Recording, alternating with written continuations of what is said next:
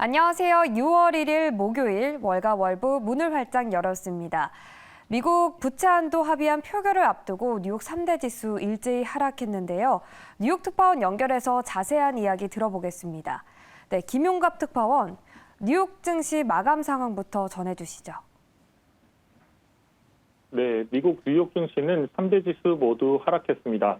뉴욕 증권거래소에서 다우존스 30 산업평균 지수는 전장보다 134.51포인트, 0.41% 하락한 32,908.27을 기록했습니다.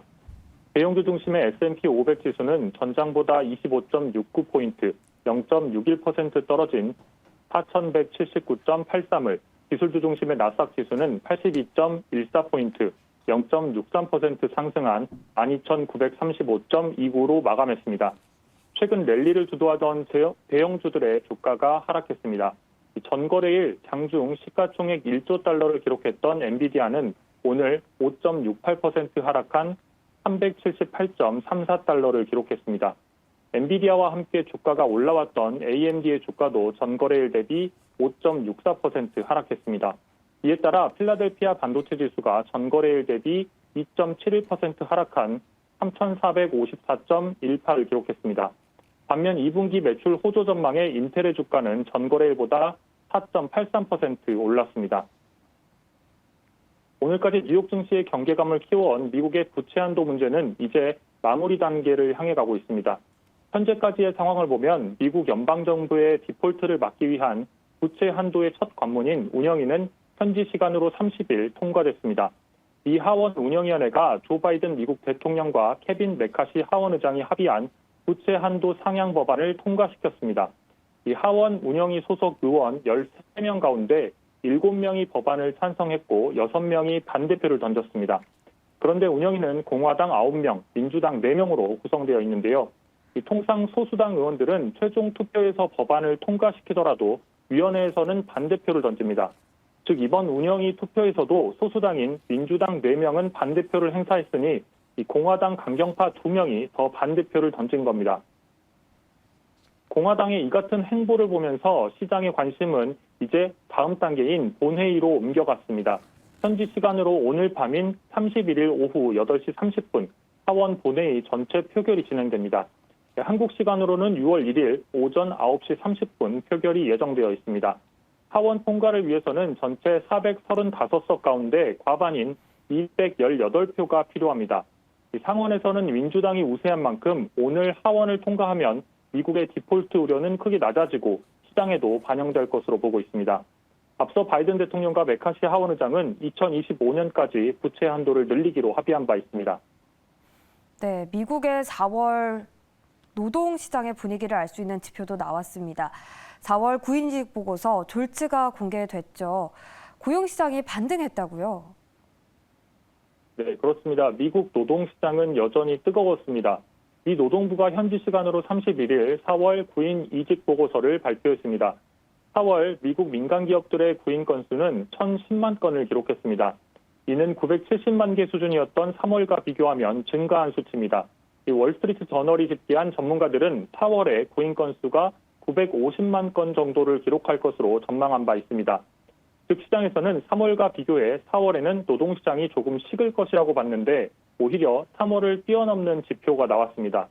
소매와 의료, 운송 및 창고 부문에서 구인 건수가 증가했고 제조업과 레저 부문에서는 감소했습니다. 구인이 실제 일자리로 다 채워지지는 않지만 경제학자들은 구인 건수를 통해서 노동시장이 얼마나 강한지를 판단합니다. 이 구인 건수는 지난해 봄 사상 최고치를 찍고 감소하고 있지만 여전히 연준이 원하는 것보다는 높은 수준입니다. 다음으로 자발적 퇴사율은 2.7%로 변동이 없었습니다. 1년 전에는 퇴사율이 3.3%까지 기록한 바 있습니다. 통상 자발적 퇴사율이 높다는 것은 현재 일을 그만둬도 더 나은 직장을 얻는 것이 쉽다고 생각하는 사람들이 많다는 의미입니다. 그리고 실업자 1인당 구인 건수는 3월 1.7건에서 4월 1.8건으로 증가했습니다. 이는 연준이 중요하게 생각하는 지표 가운데 하나인데요. 연준은 이 실업자 1인당 구인 건수가 코로나19 이전으로 돌아가기를 원하고 있습니다. 미국 경제는 그동안 곧 침체에 빠져 들어갈 것이라는 경제적 압박을 받아왔는데요. 이번 지표는 노동시장이 그러한 압박을 잘 견디고 있다는 의미로 풀이됩니다. 연준은 인플레이션을 잡기 위해서 일자리 창출과 고용이 더 둔화되기를 바라고 있는데 노동시장이 여전히 강력하다는 지표가 나오면서 기준금리 인상 가능성은 더 커졌습니다. 실제로 CME 패드워치를 보면 금리 선물 시장에서 연준이 오는 6월 FOMC에서 기준금리 0.25%포인트 인상에 나설 가능성은 70% 넘게 오르기도 했습니다.